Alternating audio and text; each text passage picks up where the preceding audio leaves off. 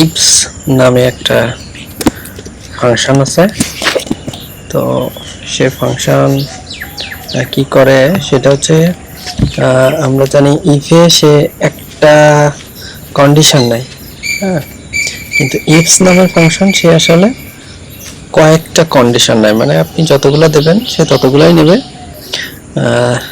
এবং নেওয়ার পরে সে একটা সিরিয়াল তো মেনটেন করে। তো সেই চেক করার সময় এই কন্ডিশন এই কন্ডিশন এই কন্ডিশন, প্রথম যে কন্ডিশনটা ট্রু হয়ে যাবে সেই কন্ডিশনটার উত্তরটা যেটা আপনি করতে বলছেন সেটা সে করবে। করার পরে সে বাকিগুলো চেক করবে না। যদি কখনো এমন হয় যে কোনোটাই তার উত্তর আসেনি, কোনোটাইতে যদি উত্তর না আসে তখন সে একটা ইএনএ রিটার্ন করে। ঠিক আছে। তো এখন আমরা যদি এটা একটা রিয়েল লাইফ এক্সাম্পল দিয়ে দেখি, রিয়েল লাইফ এক্সাম্পলটা কেমন, যে একটা সেলস টিম হয়তো কেউ মেনটেন করতেছে এবং সেই মেনটেন করার সময় সে বোনাস দেয়। বোনাস দেওয়ার সময় সে যদি 1000-এর নিচে থাকে সে এক ধরনের বোনাস দেয়, যদি কখনো 5000-এর উপরে যায় এক ধরনের বোনাস দেয়, এইভাবে দেয় আর কি, বোনাস দেয়। তো এই বোনাস ক্যালকুলেশনটা আমরা কিন্তু এইটা দিয়ে করতে পারি। তো সেই ক্যালকুলেশনটা করার সময় আমরা কি লিখতে পারি, এখানে মনে করেন এইখানে আমি দিলাম, এখানে আছে সেই এখানে আছে 5000 এটা আছে আমার এখানে।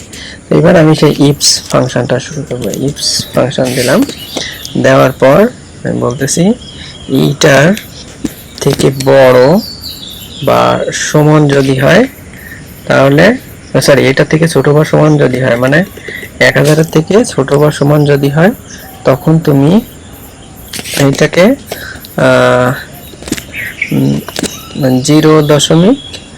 0.05 দিয়ে গুণ করো।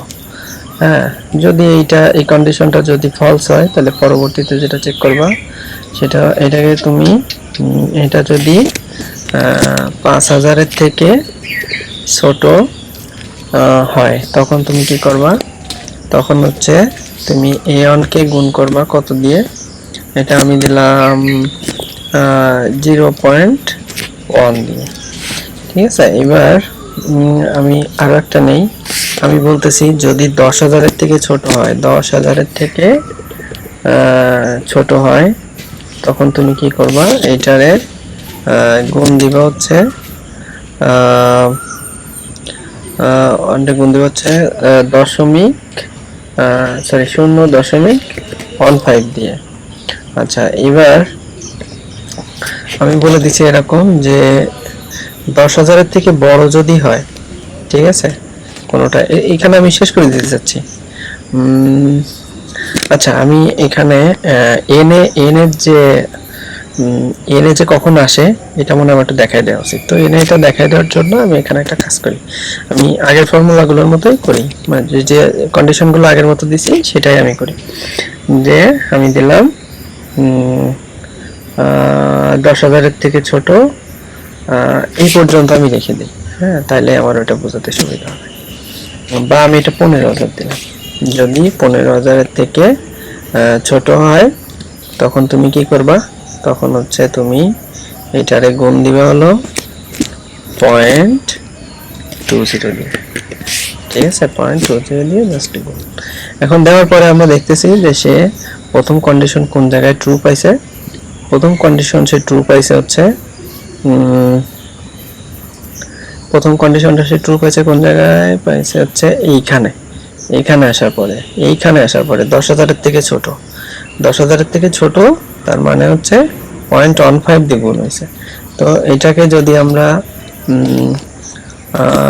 গুণ হচ্ছে 0.15 দেই তাহলে আমরা এই সংখ্যাটাই পাবো।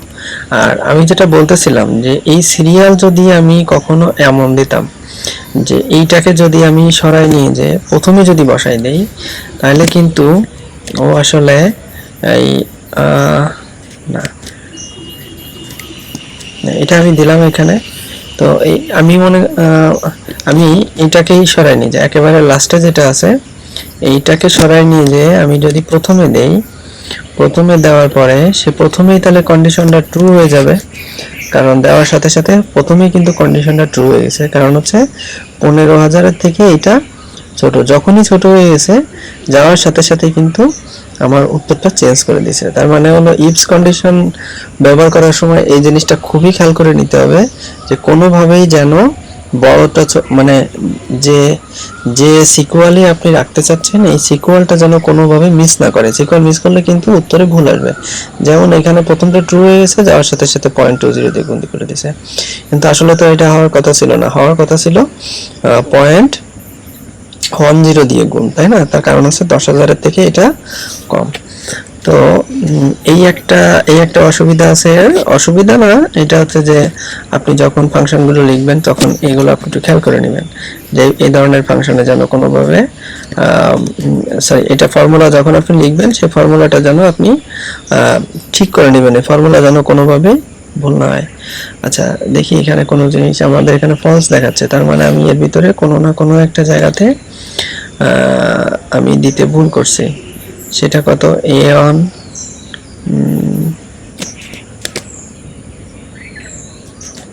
আচ্ছা এটা ঠিক আছে, এই যে এখন যেটা আছে এটা ঠিক আছে।